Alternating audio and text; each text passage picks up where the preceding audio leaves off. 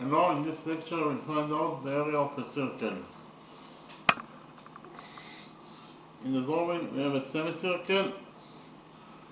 Inside this semicircle we have this circle. And our mission is to find out the area of this circle.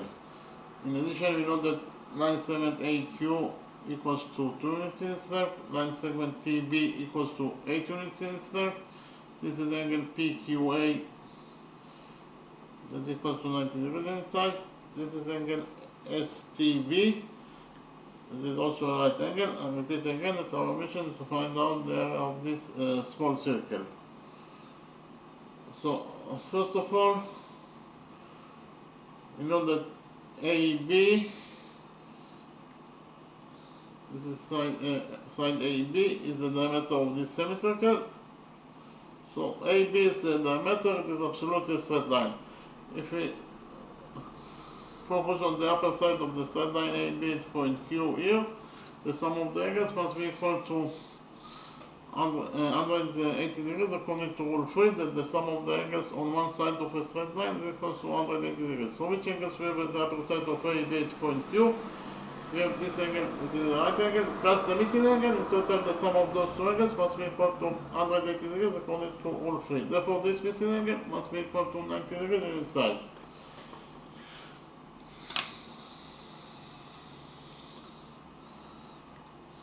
Likewise, we focus on the upper side of the side line AB at point T. Here, the sum of the angles must be equal to 180 degrees according to the same rule, all 3. So which angles we have at the upper side of AB at point T? We have this angle that is a right angle plus the missing angle. In total, the sum of those angles must be equal to 180 degrees according to rule 3. Therefore, this missing angle must be equal to 90 degrees in its size.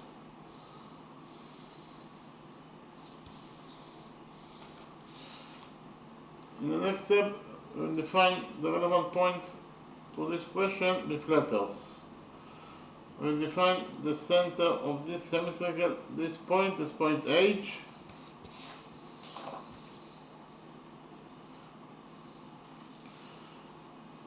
We'll define the center of this circle. This point is point Q.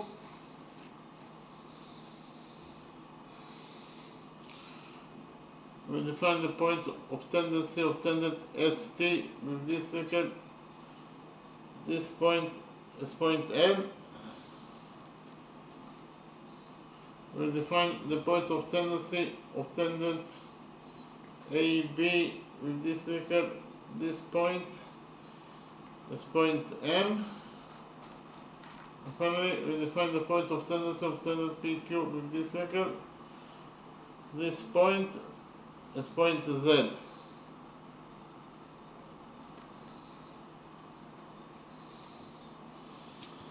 In the next step, we will join points Q and M together by a straight line.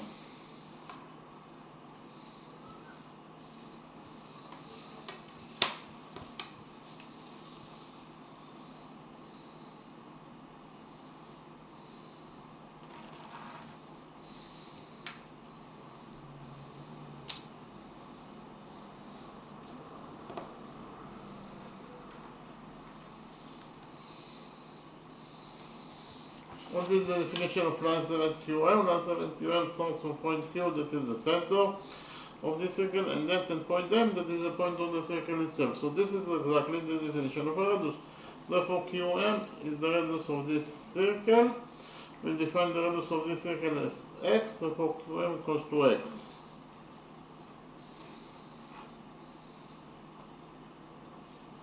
Here we can implement rule 1. I'll repeat quickly on rule 1. According to rule 1, a tangent to the circle is perpendicular to the radius drawn to its point of tendency. So in the drawing we have a circle, and we have tangent AB that is tangent to this circle here at point M. And we have the radius OM that is equal to R. The radius OM is drawn to point M, that is the point of tendency of tangent AB with this circle. Then whenever a radius that is drawn to the point of tendency, then tangent AB will be perpendicular to the radius MO. If AB is perpendicular to MO, it means that this angle equals to 90 degrees, and this angle also equals to 90 degrees according to this rule, rule 1. So we can After we implement rule 1 in our drawing, in our drawing, we have the radius QM that is drawn to point M, that is the point of tendency of tangent AB with this circle. And whenever our radius that is drawn to the point of tendency, then tangent AB will be perpendicular to the radius MQ. If AB is perpendicular to MQ, it means that this angle equals to 90 degrees. And this angle also equals to 90 degrees according to rule 1. Okay. Likewise, we join point Q and L together by straight line.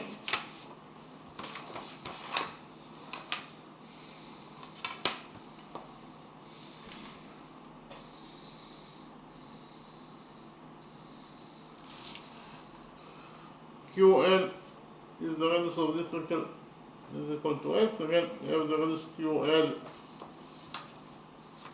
that is drawn to point L, that is the point of tendency of tangent ST with this circle, and now your radius that is drawn to the point of tendency, then tangent ST will be perpendicular to the radius LQ. If ST is perpendicular to LQ, it means that this angle equals to 90 degrees, and this angle also equals to 90 degrees according to rule 1. So here, we created it for the other one, QLTM. Inside quadrangle QLTM, we have 1, 2, 3 right angles. The sum of 3 right angles is 270 degrees, so 270 degrees plus the size of this fourth missing angle, in total they must be equal to 360 degrees, according to the rule that the sum of the angles in any quadrangle is equal to 360 degrees. Therefore, this fourth missing angle must be equal to 90 degrees in its size.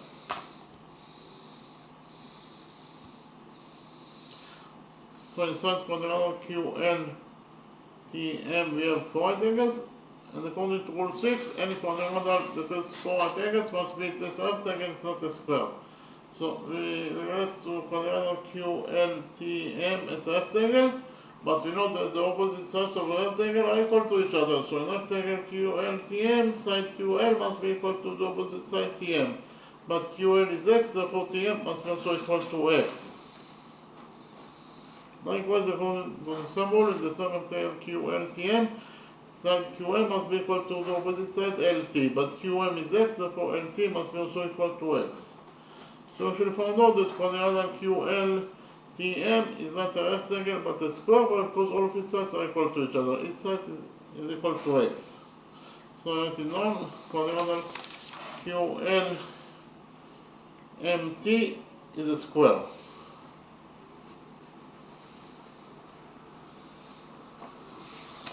Likewise, we join point Q and Z together by straight line.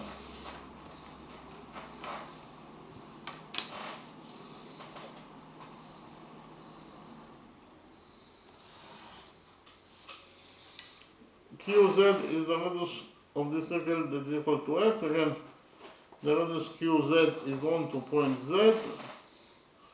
Therefore, according to rule 1, this angle equals to 90 degrees. And this angle also equals to 90 degrees according to rule 1. So inside quadrangle QZQMZQ, here we define this point. We have two same points, the same 2 points with the same length. So I'll change this letter from Q to Y.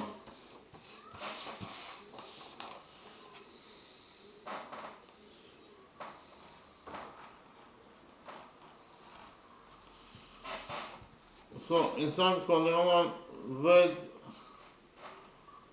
Y, M, Q, we have 1, 2, 3 rectangles. The sum of 3 rectangles is 270 degrees plus 200. So 270 degrees plus the size of this fourth missing angle, in total they must be equal to 360 degrees according to the rule that the sum of the angles in any quadrangle is equal to 360 degrees. Therefore, this fourth missing angle must be equal to 90 degrees in its size. So inside quadrangle Z, Y, M, Q, we have 4 right angles, and according to rule 6, any quadrangle that has 4 right angles must be this rectangle if not a square. So we relate to this quadrangle Z, Y, M, Q as a rectangle, But we also know that the opposite sides of a rectangle are equal to each other. So rectangle ZYMQ side ZY must be equal to the opposite side QM. But ZY is X, therefore QM must be also equal to X. Likewise, according to the same rule, in the sum of rectangle ZYMQ, side YM must be equal to opposite side ZQ. But YM is X, therefore ZQ must be also equal to X. So again, we shall find out that quadrilateral ZYMQ is not a rectangle but a square because all of its sides are equal to each other. So I'll write it down. Quadrilateral ZYMQ is a square.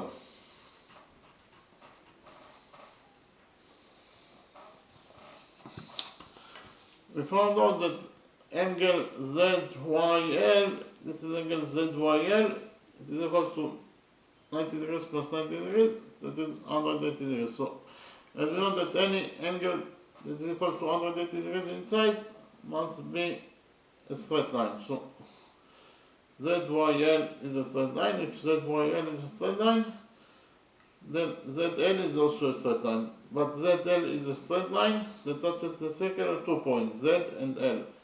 And any straight line that touches the circle at 2 points is defined as a chord.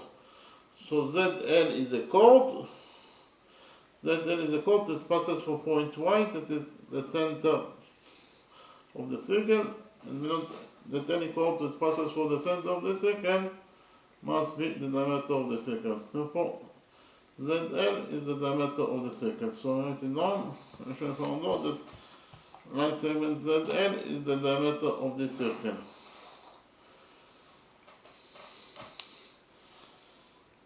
ZL is the diameter of the circle.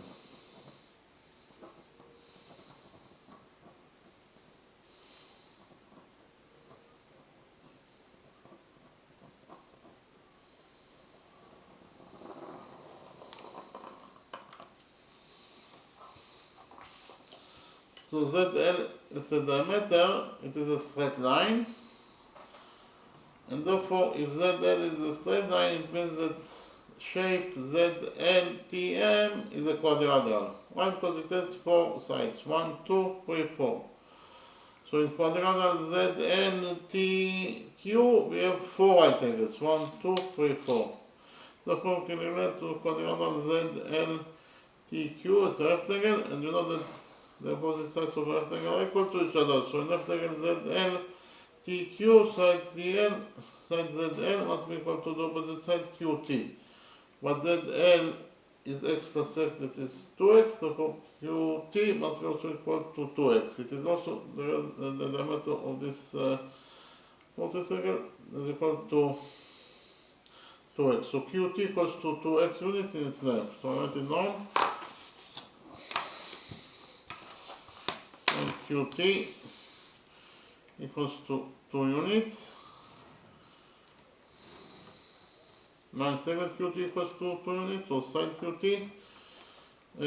Line segment QT equals to 2x units in its length. So here actually can implement rule 9. One, because we have the small circle touches the big semicircle at this point. So we have an internal match between the semicircle and this small circle, and whenever you have an internal match between two circles, you can implement rule 9. I'll repeat quickly on rule 9. According to rule 9, if two circles touch each other internally, then the straight line that connects the centers together passes through their touching point. We have those two circles that touch each other internally at point P. So they have internal match between them at point P. The center of the big circle is here at point O. The center of this small circle is here at point M. And the straight line that connects the centers together is the straight line OM. And according to this rule 9, the straight line OM must pass through point P, that is their touching point. Or OMP is one straight line. Again, OMP is one straight line.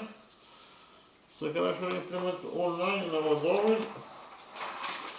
Why? Because in our drawing we have an internal match between the big semicircle and this small circle. That is to say, they are touching each other internally at point Z. Therefore, we can implement here rule 9. According to rule 9, the straight line that connects their centers together. The center of the big semicircle is here at point H, and the center of this small circle is here at point Y. And the straight line that connects the centers together is of course the straight line HY. According to rule 9, the straight line HY must pass through their touching point. Exactly these points. Connect points H and Y together by a straight line, and the straight line must pass through their touching point. According to rule 9.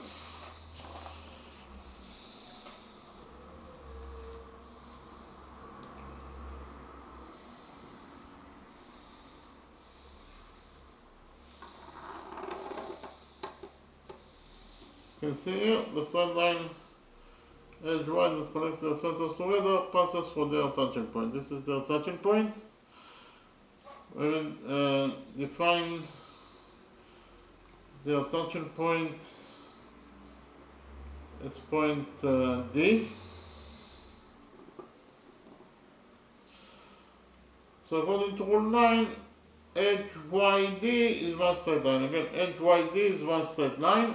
If HYD is one straight line, it means that HD is a straight line. But what is exactly the definition of HD? Point H is the center of the semicircle, point D is the point of the semicircle itself. So this is exactly the definition of a radius. Therefore, HD is the radius of this semicircle. But what is the radius of the semicircle?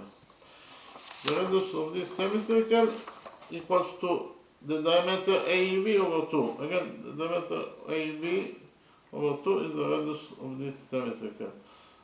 So, AB over 2. What is the value of AB? From Domin it is very easy to see that AB in total equals to 2 plus 8, that is 10, plus 2x. Again, AB in total equals to 10 plus 2x. So the radius equals to AB, that is 10 plus 2x over 2. 10 plus 2x over 2 is 10 over 2, that is 5, plus 2x over 2, that is x. So in total, the radius, we define the radius of this big circle as capital R. So capital R equals to x plus 5. Okay, capital R equals to x plus 5. That is the radius of this semicircle. Therefore, HD is also the radius of the semicircle, and the radius HD also equals to x plus 5. HD equals to x plus 5.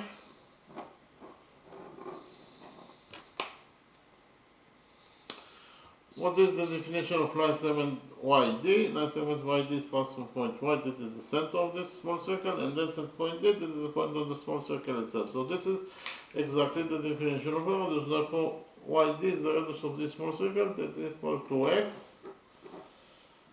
Again, I write it down. YD equals to x. And what is the value of the missing side YH? YH in total equals to HD minus YD. Again, HD minus YD equals to YH.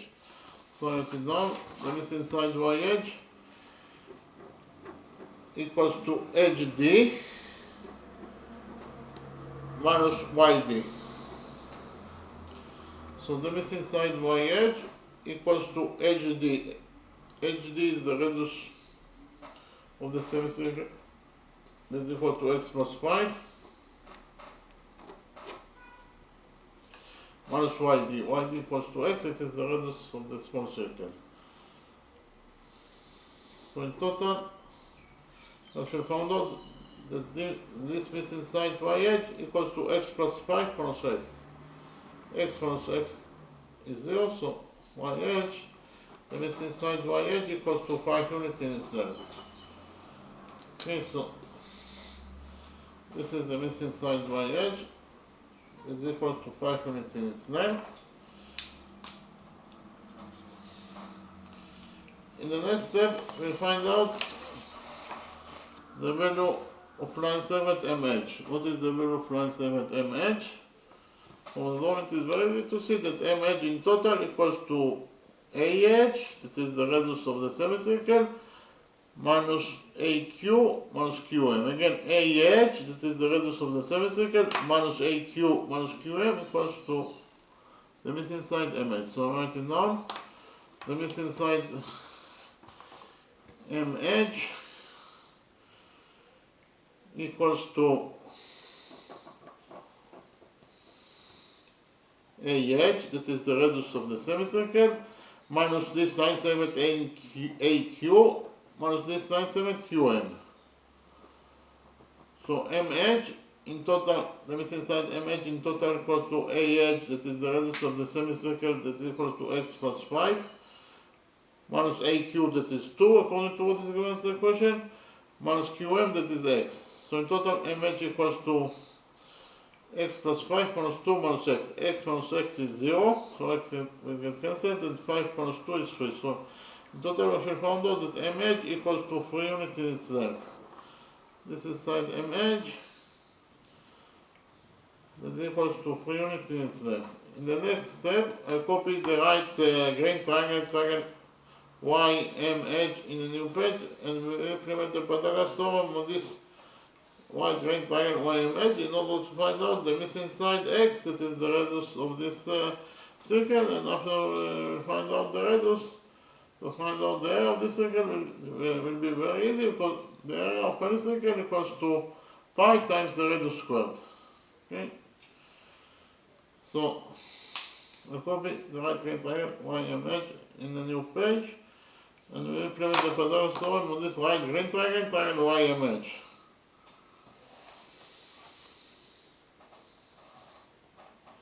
Here by PT is a version for Pythagoras theorem. According to the Pythagoras theorem, in any right triangle, the square of the hypotenuse equals to the sum of the squares of the perpendiculars.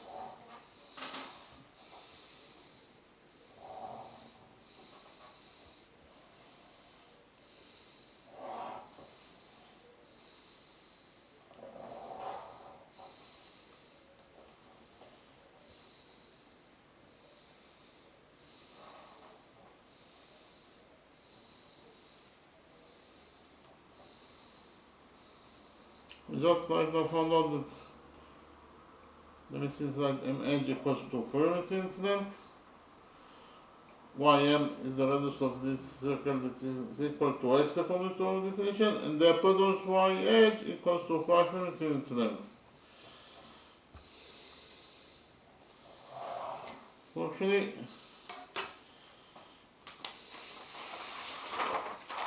this is the right green triangle YMH that I copied from the original drawing. According to the Pythagoras theorem, in this right triangle YMH, the square of the hypotenuse is YH square, and it must be equal to YM square plus MH square. Again, YH square equals to YM square plus MH square. So I write it down.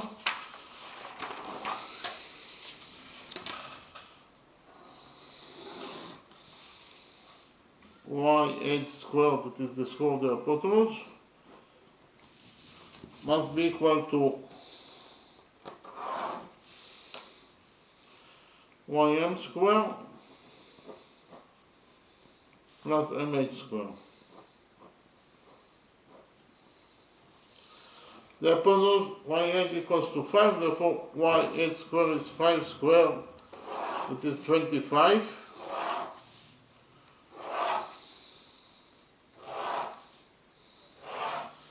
So 25 equals to Ym square. Ym is x, therefore Ym square is x squared plus Mh square. Mh is 3, therefore Mh square is 3 squared, that is 9. So we found out that according to the Pythagoras theorem, 25 equals to x squared plus 9. Here we subtract 9 from this equation and finally we get that x squared equals to 25 minus 9 is 16. So x squared equals to 16. And we take out of this equation and found out actually that x, the radius of the circle x, equals to the square root of 16, that is 4. So x equals to 4 units in its length. Our mission is to find out the area of this circle. The area of any circle equals to pi times the radius squared. Therefore, the area of whole circle will be equal to pi, and the radius is x. Therefore, the radius squared is x squared, but x squared is 16. So it is pi x squared, and x squared is 16, so we substitute x squared by 16, and we get that the area of this small triangle equals to either 16 pi square units, or in terms of numbers, it is equals to 50.265 square units. And that is the answer to the question. I'll repeat again. The area of this circle, this small circle, equals to either 16 pi square units, or in terms of numbers, it is equals to 50.265 square units. So in the next step, I will summarize the lecture. Our mission was to find out the area of this small circle. In the drawing we have a big semicircle. Inside this big semicircle we have this circle. Again, our mission is to find out the area of this circle. In addition, we know that this is line segment AQ that is equals to 2 units in its length. This is line segment TB that is equals to 8 units in its length. This is angle PQA. This is a right angle. This is angle STB.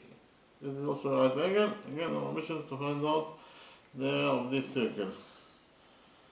So, actually we know that AB is the diameter of the semicircle. So AB is a diameter. It is absolutely a straight line. So if you focus on the upper side of this straight line AB, if you focus on the upper side of this straight line AB at point Q, here the sum of the angles must be equal to 180 degrees, according to rule 3, that the sum of the angles, that says that the sum of the angles on one side of the straight line is equal to 180 degrees. In this case, it will be the sum of the angles on the upper side of the straight line AB at point Q must be equal to 180 degrees.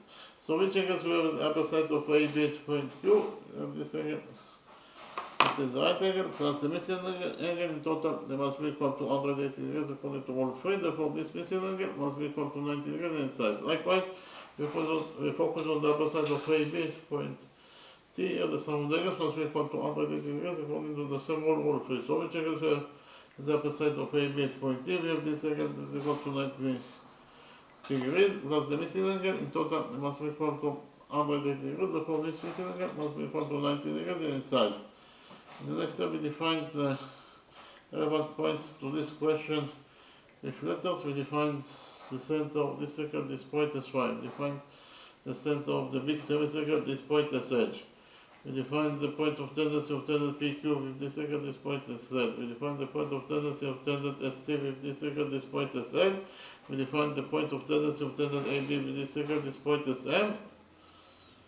And then we defined actually the point of tendency of the big semicircle with this small circle, this point is D. Then we join points y and M together by straight line. Point y is the center of the circle, point M is the point of the circle itself, therefore ym is the radius of the circle. We define the radius of this circle as x.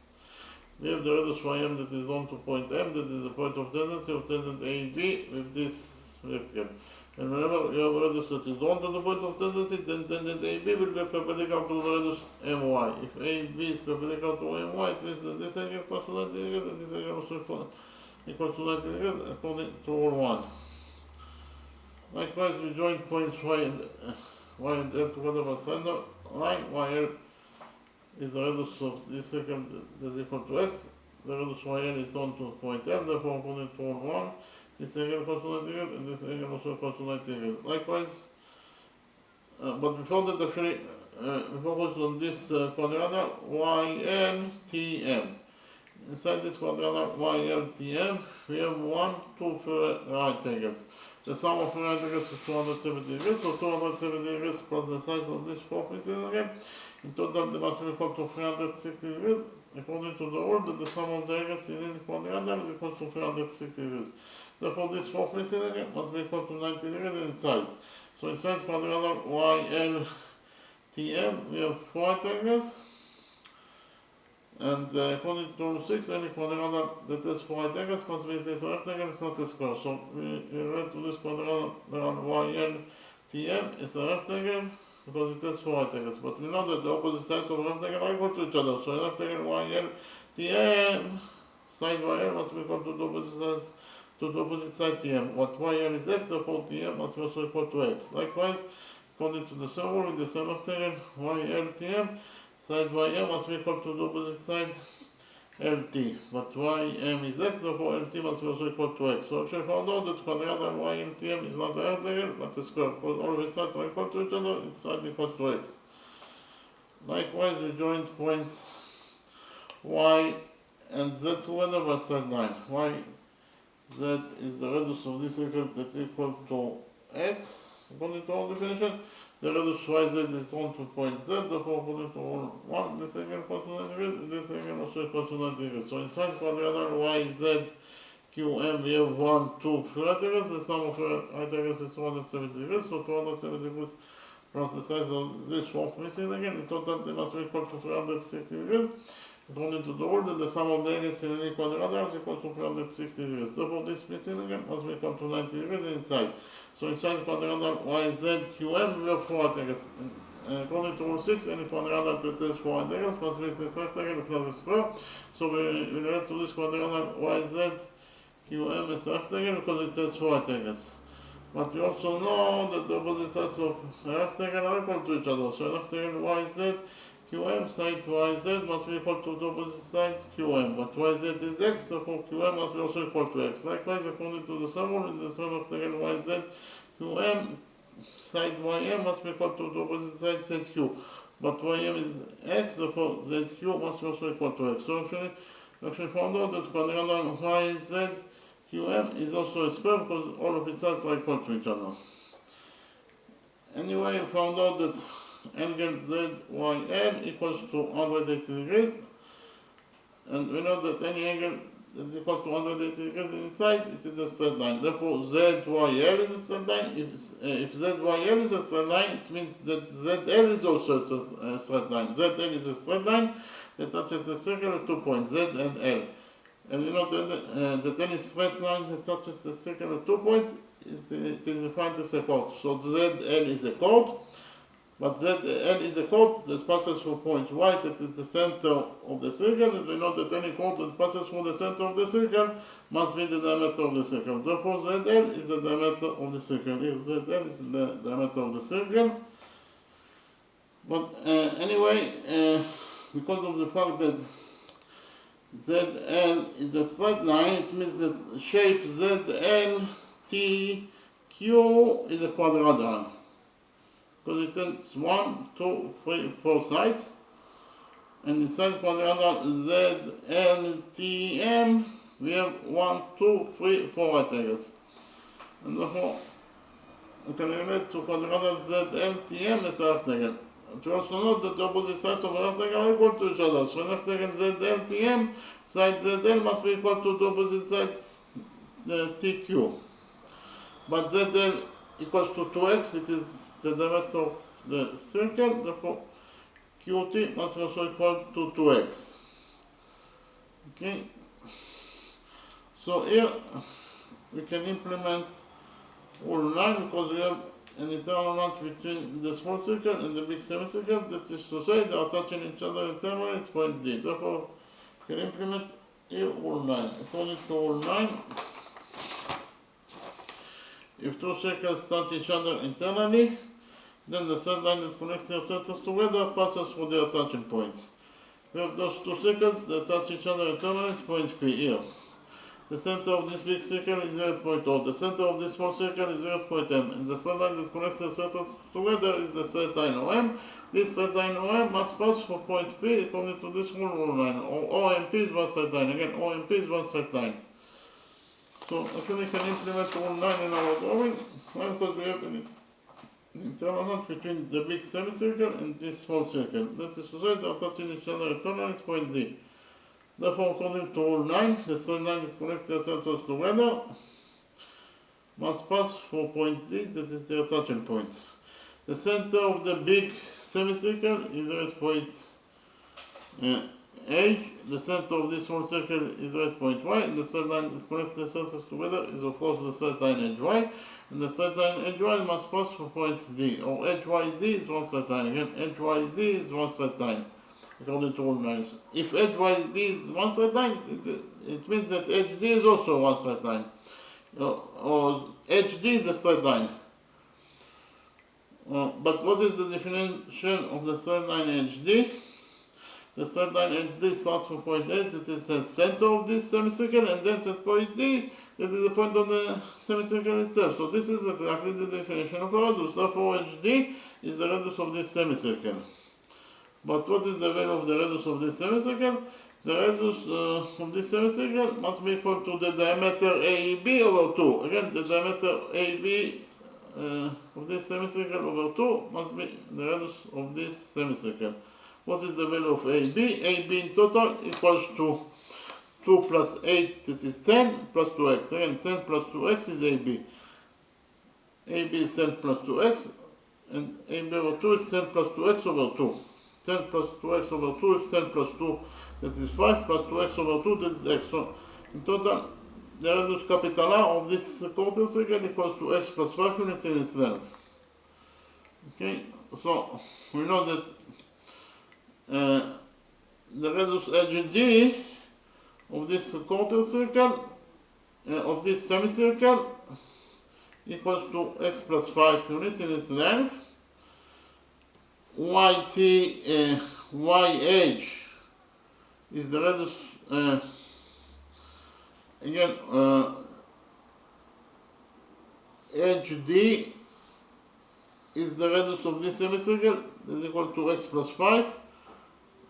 YD or DY is the radius of this small circle, that is equal to x. Therefore, the missing side YH must be equal to DH minus DY. Again, DH minus DY equals to the missing side YH.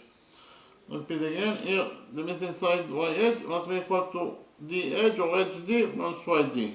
So the missing side YH equals to HD, that is the radius of this semicircle, that is x plus 5, minus YD, that is x. So in total, YH equals to x plus 5 minus x. X plus 5 minus x is 5. So the missing side YH equals to 5 units in its length. What is the value of the missing side MH here?